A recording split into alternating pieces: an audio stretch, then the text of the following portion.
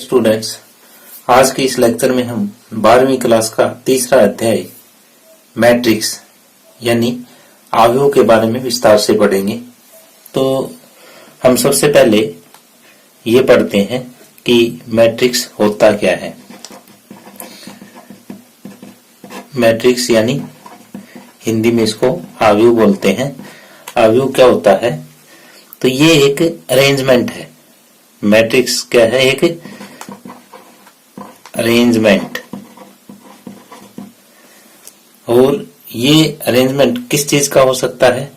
ये अरेंजमेंट संख्याओं का हो सकता है या फिर फलनों का भी हो सकता है। तो यानी मैट्रिक्स क्या है? मैट्रिक्स एक अरेंजमेंट है जिसमें संख्याएं हो सकती है या फलन हो सकते हैं।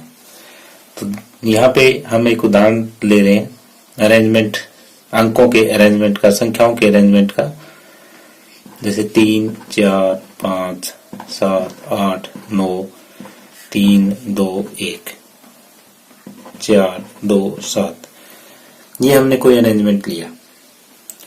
तो जो इसमें इस टाइप से ये जो एक पंक्ति के रूप में है, यानी जैसे पंक्ति हमारी लेफ्ट से राइट चलती है, तो जो पंक्ति के रूप में है इनको पंक्ति बोलते हैं।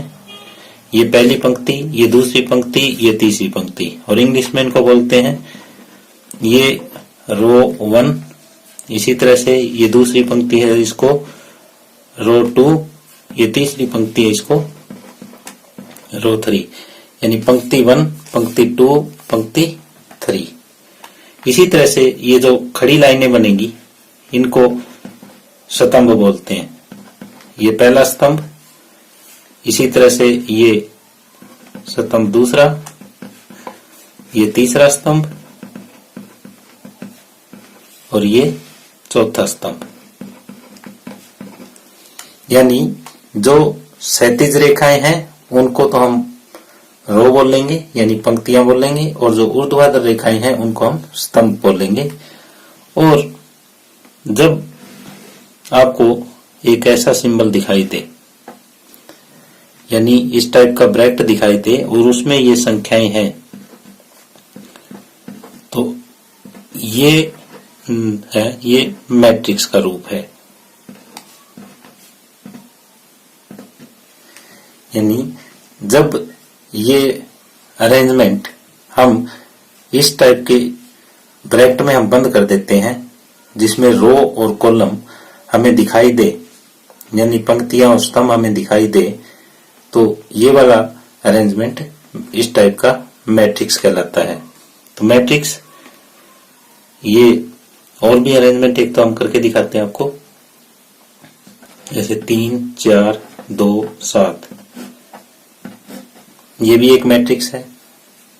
अब जिस तरह से हमने बताया था कि अरेंजमेंट किन का हो सकता है, संख्याओं का भी हो सकता है और फलनों का भी हो सकता है। तो x + 3, y + 2, z और t, ये भी एक मैट्रिक्स है। और अगर अकेला अक्षर है उसके अगर ये ब्रैकेट लगा दी हमने तो ये भी एक मैट्रिक्स है। और अगर इसमें सारे अक्षर हमने 0 0 लिख दिए तो भी ये मैट्रिक्स है। तो यहाँ मेरा कहने का अर्थ ये है कि मैट्रिक्स जो है वो एक संख्याओं और फलनों का अरेंजमेंट है, और इसको हम कैपिटल लेटर्स से दिखाते हैं, इंग्लिश के कैपिटल लेटर्स से व्यक्त करते हैं। यानी अवयव को हम अंग्रेजी के बड़े अक्षरों से दर्शाते हैं। जैसे a के बराबर 3, 4, 9, 2, 7, 3, ये हो गया। इसी तरह से एक और हम मैट्रिक्स लेते हैं b, 3, 4, 2, 7, ये भी हम बड़े अक्षर से डिनोट करते हैं। अब है अवयव की कोटि यानी ऑर्डर ऑफ ए मैट्रिक्स। किसी भी मैट्रिक्स का हम ऑर्डर किस तरीके से निकालेंगे, जैसे एक एग्जांपल की सहायता से हम इसको दर्शाते हैं। 2 3 4 5 6 7 3 2 1।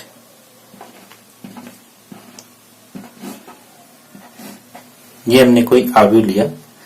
अब हमें इसका ऑर्डर बताना है यानी इस अवयव की कोटि बतानी है। तो सबसे पहले इसमें हम नंबर ऑफ रो गिनते हैं कितनी है। 1 2 3 यानी नंबर ऑफ रो गुणा नंबर ऑफ कॉलम्स यानी पंक्तियों की संख्या गुणा स्तंभों की संख्या। ये ऑर्डर ऑफ मैट्रिक्स होता है। तो यहाँ पे पंक्तियों की संख्या हमारे पास 1 2 3 है, तो यहाँ कोटि क्या आ जाएगी, पंक्तियों की संख्या पहले और स्तंभों की संख्या बाद में। 1 2 3 और 4 यानी ये कितने कोटि का मैट्रिक्स है, ये 3 गुना 4 कोटि का मैट्रिक्स है। अब इस तरीके से हम और लेते हैं एक एग्जांपल, जैसे यही ले लेते हैं जो हमने ऊपर ही लिया। 3 4 9 2 7 3 ये कितने कोटि का अवयव है। तो इसमें रो की संख्या 2 है और कॉलम की संख्या 3 है, तो ये 2 गुना 3 का अवयव है। अब ये कितने का अवयव है, ये इसमें रो भी 2 है और कॉलम भी 2 है, पंक्ति भी 2 है, स्तंभ भी 2 है, तो ये 2 गुना 2 का अवयव है। तो इस तरह से हमने अवयव की कोटि ज्ञात करना सीखी। अवयव की कोटि होती है पंक्तियों की संख्या गुणा स्तंभों की संख्या। यह है अवयव में अवयवों की संख्या, number of elements in A matrix. जैसे हमने ये यहाँ पे एक मैट्रिक्स ली है, तो इसमें पंक्तियों की संख्या कितनी है, पंक्तियों की संख्या 1 और 1 2 है, और स्तंभों की संख्या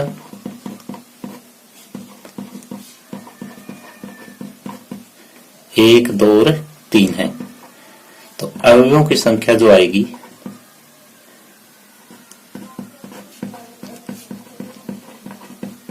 इनकी गुणा कर देंगे कि पंक्तियों की संख्या गुणा स्तंभों की संख्या यानी 6। तो जो आपको ये यहाँ पे संख्याएं दिखाई दे रही है, ये सारी की सारे मैट्रिक्स ए के अवयव हैं। तो अवयवों की संख्या ज्ञात करने के लिए उनकी पंक्तियों की संख्या को उनके स्तंभों की संख्या से हम गुणा कर देते हैं। तो चाहे तो आप इसके गिन के भी देख सकते हो कितने अवयव है, 1 2 3 4 5 6, तो टोटल 6 अवयव है। तो इस तरह से हम अवयवों की संख्या ज्ञात कर सकते हैं। आगे हमारे पास उदाहरण 1 है, 3 फैक्ट्रियों 1 2 तथा 3 में पुरुष तथा महिला कर्मियों से संबंधित निम्न सूचना पे विचार कीजिए। ये दिया हुआ है कि पहली फैक्ट्री में पुरुष कर्मी 30 हैं और महिला कर्मी 25 हैं। दूसरी फैक्ट्री में पुरुष कर्मी 25 और महिला कर्मी 31, और तीसरी फैक्ट्री में पुरुष कर्मी 27 है और महिला कर्मी 26 है। ये आंकड़े हमें दिए हुए हैं। इन आंकड़ों को एक हमें अवयव में बदलना है 3 गुना 2 की, और दूसरा तीसरी पंक्ति और दूसरे स्तंभ वाली पंक्ति क्या दर्शाती है। तो पहला प्रश्न ये बन रहा है कि उपयुक्त सूचना को एक 3 गुना 2 के अवयव में बदलें। 3 गुना 2 यानी पंक्तियां तो हमारे पास 3 होनी चाहिए और स्तंभ कितने होने चाहिए, 2 होने चाहिए। तो इस प्रकार का जो अवयव है वो इस टाइप से बनेगा। 3 पंक्तियां जैसे यहाँ पे बनी हुई है, 3 पंक्तियां सेम ऐसे ही लिख देंगे हम, 30 25 25 31 27 और 26। तो ये 3 पंक्तियां हैं और 2 स्तंभ है, तो ये 3 गुना 2 का एक अवयव हमारे पास तैयार हो गया। अब ये दूसरे में कहता है कि तीसरी पंक्ति और दूसरे स्तंभ वाली प्रविष्टि क्या दर्शाती है। तो ये दर्शा रही है तीसरी तो पंक्ति होगी ये, और इसमें दूसरे स्तंभ वाली प्रविष्टि यानी ये 26। ये क्या दर्शा रही है? ये दर्शा रही है कि तीसरी फैक्ट्री में महिला कर्मियों की संख्या। ये तीसरी पंक्ति और दूसरे स्तंभ की प्रविष्टि फैक्ट्री 3 में महिला कर्मियों को दर्शा रही है।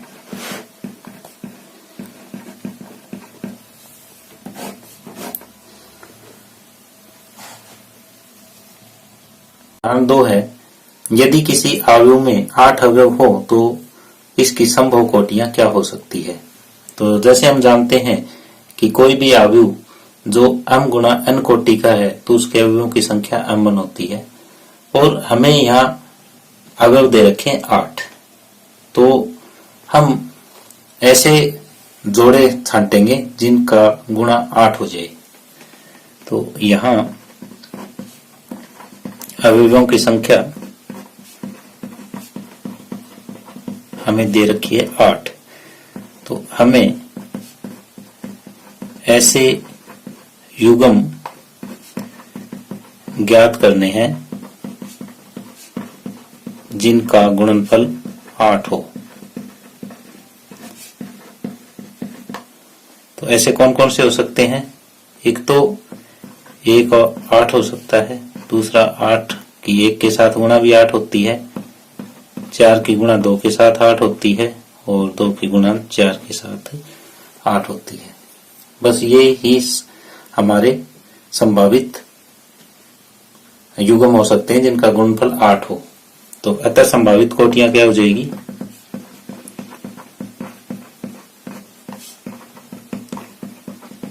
यानी जिसमें 8 अवयव हो वो 1 गुणा 8 का अवयव हो सकता है, 8 गुणा 1 का अवयव हो सकता है, 4 गुणा 2 का हो सकता है, और 2 गुणा 4 का भी हो सकता है। तो इस तरह से ये 4 संभावित कोटियां हो सकती है। आगे तीसरा उदाहरण है, एक ऐसे 3 गुणा 2 अवयव की रचना कीजिए जिसके अवयव aij 1/2 मोड i-3j मोड द्वारा प्रदत्त है। यानी हमें एक 3 गुणा 2 की एक अवयव की रचना करनी है, एक मैट्रिक्स बनाना है 3 गुणा 2 ऑर्डर का। तो वो किस टाइप का हो सकता है? सामान्यतः 3 गुणा 2 का अवयव इस टाइप का होगा। ए मान लेते हैं इसको कि इसमें 3 पंक्तियां होनी चाहिए, A11, A21, A31, और 2 क्या होने चाहिए? स्तंभ A12, A22 और A32। ये बन गया हमारा। अब हमें 3 गुणा 2 का अवयव बनाना है। तो अब 3, इसमें 3 तो रो होगी और 2 कॉलम हो गए। अब हम इस दिए गए aij के द्वारा ये सारी वैल्यूज हम ज्ञात करेंगे और इसमें a में रख देंगे। यही हमारा सवाल है। तो A11 1/2 1 - 3 इंटू 1, ये जो है 1/2 मोड में -2 मोड से वैल्यू बाहर आएगी तो ये प्लस की हो जाएगी और ये 1 आ जाएगा। इसी तरह से A12 ज्ञात किया जा सकता है 1/2 1 - 3 गुणा 2 1/2 1 - 6 और 1/2 -5 यानी 5/2। इसी तरह से A21 ज्ञात किया जा सकता है, ये 1/2 आ जाएगा। A22 ज्ञात किया जा सकता है, ये 2 आ जाएगा। A31 भी ज्ञात किया जा सकता है, ये 0 आएगा। और A32 भी ज्ञात किया जा सकता है, ये 3/2 आएगा। तो ये 6 की 6 वैल्यू हमने यहाँ पे फाइंड आउट कर ली और अब इसको इस आव्यूह A में रख देंगे। अतः अभीष्ट आव्यूह क्या हो जाएगा, ये है वो A11 की वैल्यू 1 और ये 5/2, A12 की 5/2, A21 की 1/2, ये 2, ये 0 और ये 3/2। तो इस तरह का जब भी कोई सवाल आ जाए तो सबसे पहले हमें ये देखना है कि ये कितने गुणा कितने का आव्यूह बनाना है। तो फिर सबसे पहले जो एक जनरल आव्यूह है वो बना लेंगे और फिर AIJ के द्वारा इन सभी का मान निकाल के उसमें रख देंगे।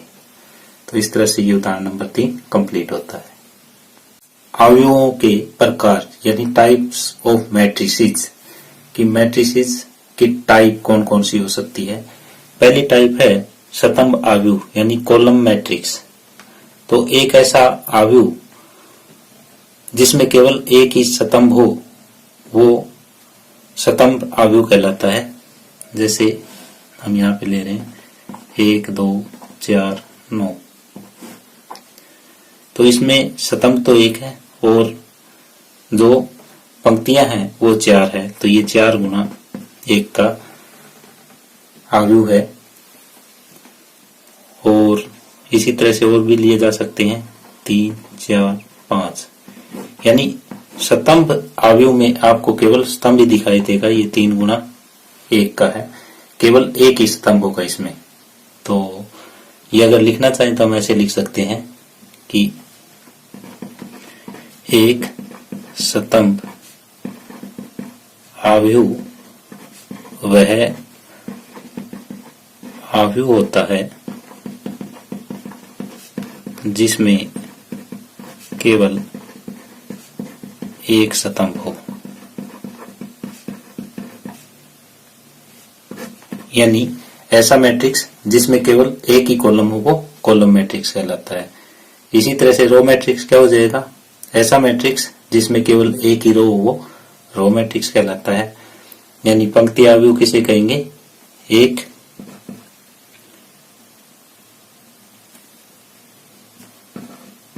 पंक्ति आव्यूह वह आव्यूह है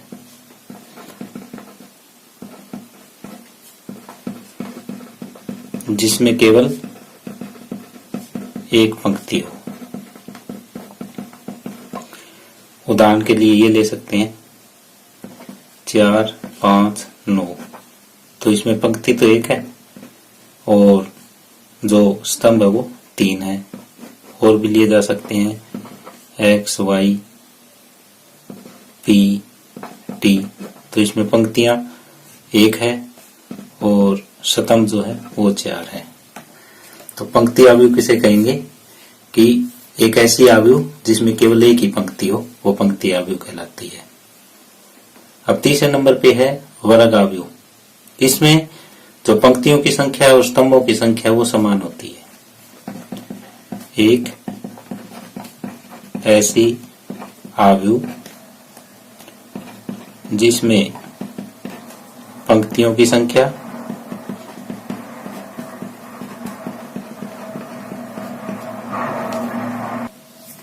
स्तंभों की संख्या के बराबर हो।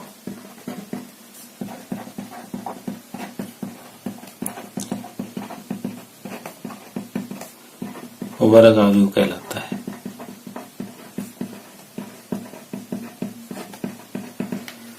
यानी स्क्वायर मैट्रिक्स किसे कहेंगे कि ऐसी मैट्रिक्स जिसमें रो और कॉलम दोनों की संख्या समान हो तो वो स्क्वायर मैट्रिक्स होती है। तो इसके लिए हम उदाहरण दे रहे हैं यहाँ पे X Y Z और T।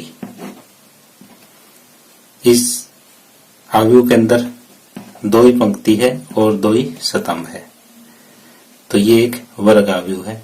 इसी तरह से एक और लेते हैं, 1 3 5 9 7 2 0 3 7। इसमें 3 पंक्ति और 3 स्तंभ है, तो ये भी एक वर्ग अवयव है। तो हम इस नतीजे पे पहुंचे वर्ग अवयव में कि जो पंक्तियों की संख्या है वो स्तंभों की संख्या के बराबर है, तो वो एक वर्ग अवयव है।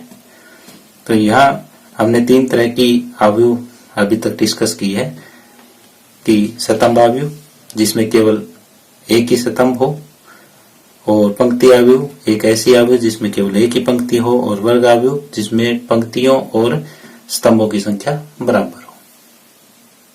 यह विकर्ण अवयव यानी डायगोनल मैट्रिक्स। तो सबसे पहले तो हमें किसी भी मैट्रिक्स का डायगोनल पता होना चाहिए, फिर इस डेफिनेशन पे हम पहुंचेंगे कि हम किसी भी अवयव का विकर्ण कैसे लेते हैं। जैसे हमारे पास एक ये अवयव है, तो इसमें विकर्ण जो लेंगे वो ये वाला लेंगे, और इस विकर्ण को हम नहीं लेंगे मैट्रिक्स में।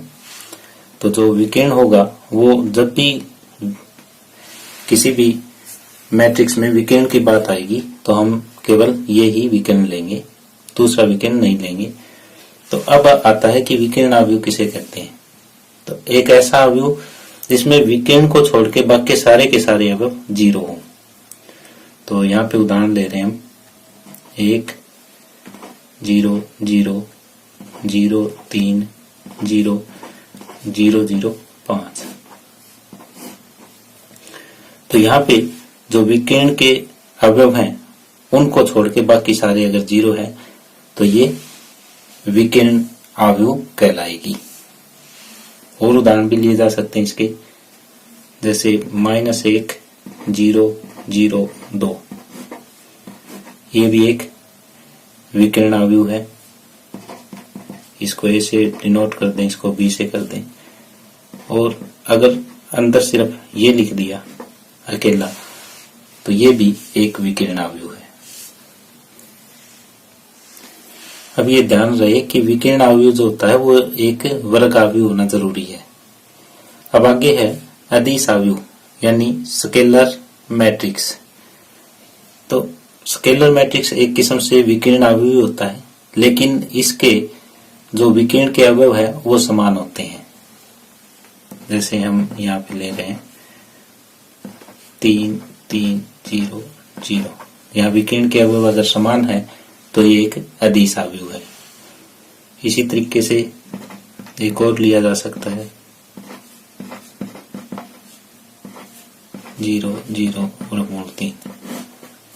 यहाँ पे भी हम देख रहे हैं कि विकर्ण जो है वो बराबर है और विकर्ण को छोड़ के बाकी सारे अवयव 0 है। तो ये भी एक अदिश अवयव का उदाहरण है। एक उदाहरण आप और भी ले सकते हो, जैसे -1 0 0 -1, ये भी एक अदिश अवयव है। तत्समक अवयव यानी आइडेंटिटी मैट्रिक्स। तो तत्समक अवयव कौन सा अवयव होता है कि ऐसा विकर्ण अवयव जिसके जो विकर्ण के अवयव हैं वो सभी एक एक हों। जैसे 1 0 0 0 1 0 0 0 1, ये एक तत्समक अवयव है। और इसी तरीके से एक उदाहरण और लिया जा सकता है 1 0 0 1, ये भी एक तत्समक अवयव है। और अकेला 1 लिख दें, ये भी एक तत्समक अवयव है। नेक्स्ट है शून्य अवयव यानी जीरो मैट्रिक्स। तो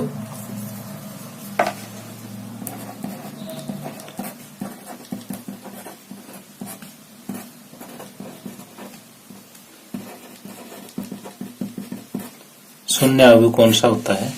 एक ऐसा अवयव जिसमें सभी अवयव शून्य हों, वो शून्य अवयव कहलाता है या जीरो मैट्रिक्स कहलाता है। इसको नल मैट्रिक्स भी बोलते हैं।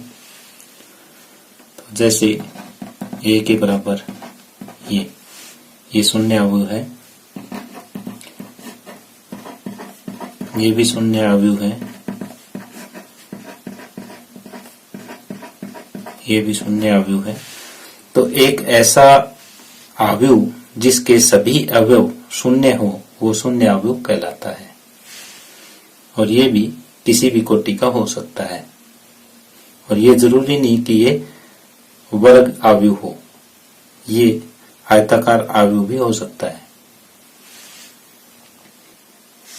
अब इन सभी अवयवों के प्रकार के लिए एक ट्रिक देखते हैं।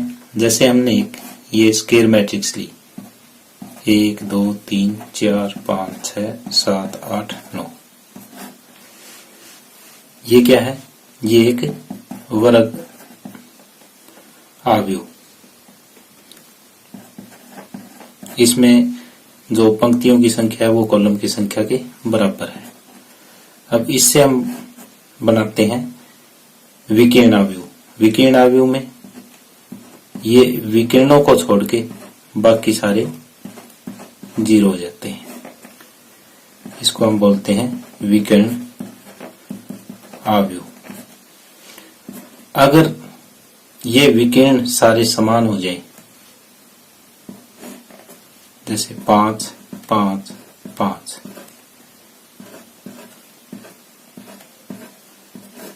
तो ये जो अवयव बनेगा ये अदिश अवयव होगा।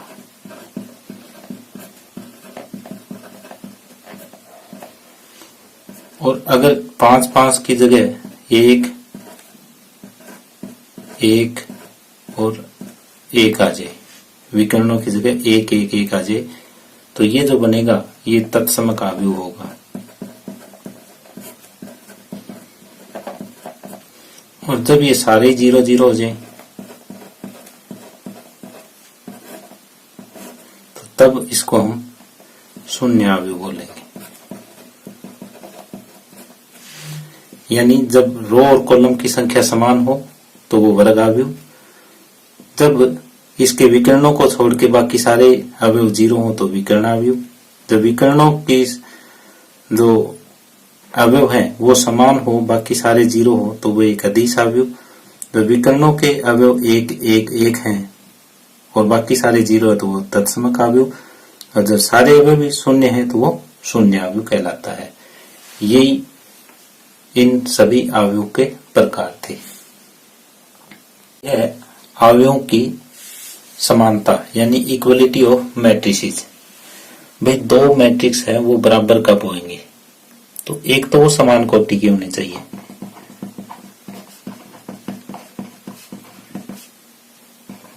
और दूसरा उनके संगत अवयव भी बराबर हो।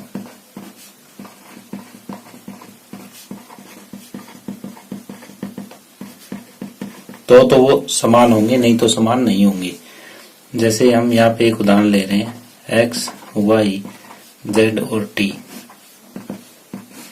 ये बराबर 1 2 3 4, ये बराबर कब होंगे? पहले तो हम देखते हैं कि ये भी 2 गुणा 2 कोटि का है, ये भी 2 गुणा 2 कोटि का है। पहली कंडीशन तो ये पूरी करता होना चाहिए। और दूसरा, ये पहला एलिमेंट, पहला रो पहला कॉलम इसके बराबर होना चाहिए, और इसका संगत इसके बराबर होना चाहिए। यानी x तो 1 के बराबर होना चाहिए, y 2 के बराबर होना चाहिए, इसी तरह z 3 के बराबर होना चाहिए, और t जो है वो 4 के बराबर होना चाहिए। तभी ये बराबर है, नहीं तो बराबर नहीं कहलाएंगे। यानी 4 5 -1 7, 4 5 -1 7, यानी ये 2 गुणा 2 का मैट्रिक्स है, यानी समान कोटि का है। और दूसरी बात, इसके संगत अवयव भी बराबर हैं, तो ऐसा अवयव जो है वो समान अवयव कहलाएगा। और अगर एक भी अवयव डिफरेंट आ गया तो ये समान अवयव नहीं है।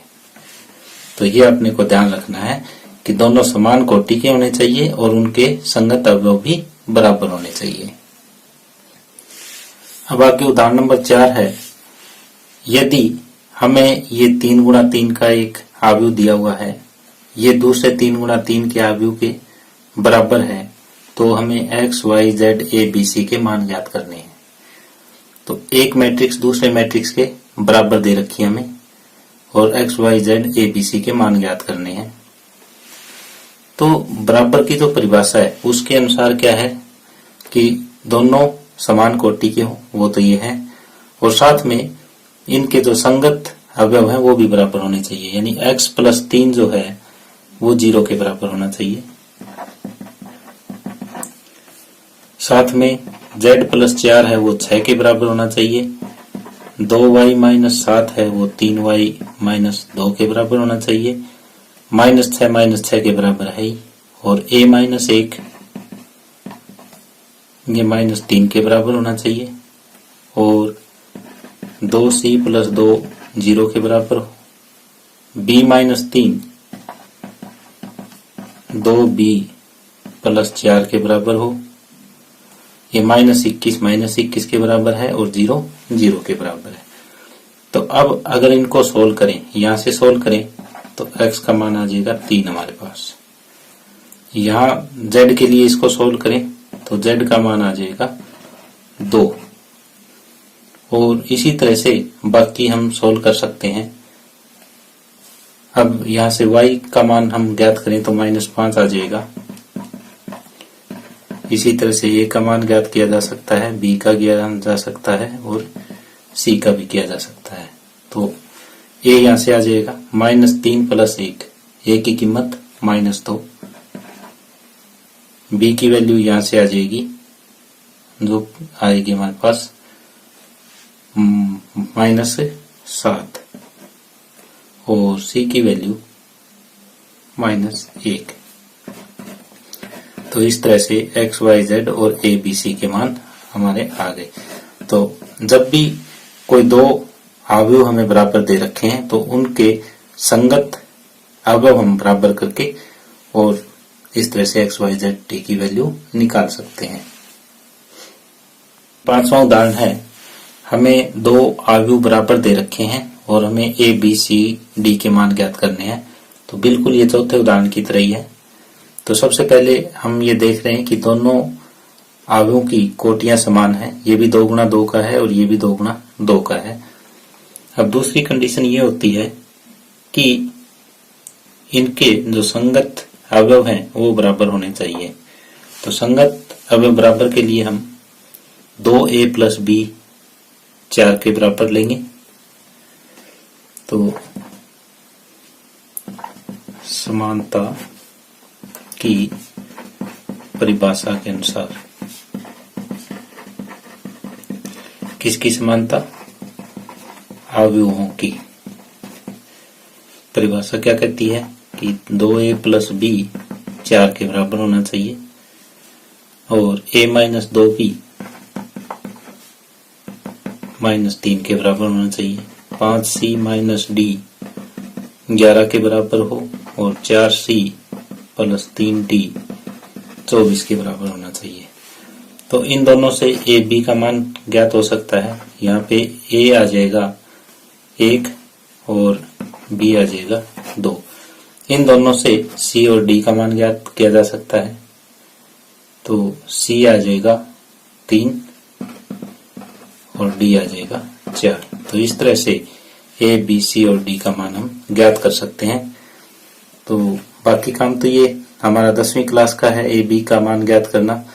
तो जो 12वीं क्लास का काम है वो सिर्फ ये है कि आयु की जो समानता की परिभाषा है वो कि इनके जो संगत अवयव हैं वो बराबर होने चाहिए। संगत अवयव बराबर लेके हमने ABCD का मान यहाँ ज्ञात कर दिया। तो इस तरह से ये प्रश्नावली 3.1 के उदाहरण कंप्लीट होते हैं।